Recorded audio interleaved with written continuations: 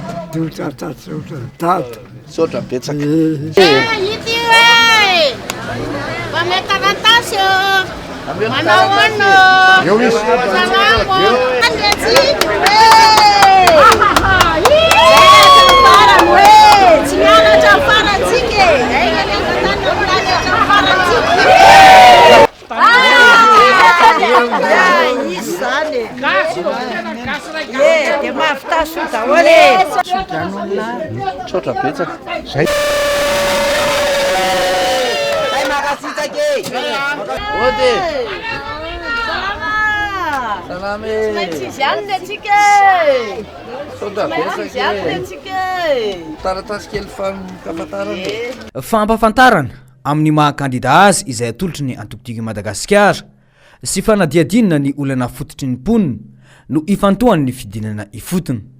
Izy rahateo kandidà tanora, mahay, mahalala, mahavita ary ampitraikefa amin'ny fitantanana.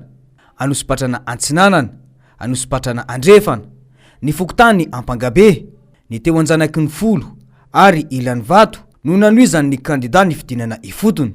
Ka nanotrina azy nandritra izany ny solombavambahoaka izay lany tamin'ny anarany antokotiko Madagasikara tao amin'ny boriboritany faefatra 1 million rambosalama.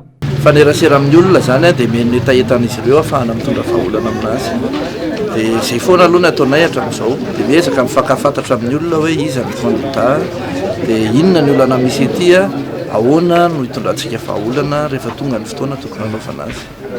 Amin'ny ankapobeny ny olona liana amin'ny fampiresahana sy mifampienona miresaka hoe inona ny tena olana misy ety aminareo, inona ny etaetanareo, ahoana ny fomba natanterantsika n'izay etaetanareo izay sy hamahana ny olana rehetra izay mety misy ety aminareo. Mitohy ihany koa ny fizarana ny manifesto mandritra ny fidinana ifotony izay mbola itohy amin'ny fokontany hafa mba hamalina ny etaetan'ny tsirairay ny mba hitafa mivantana amin'ity kandidà ity.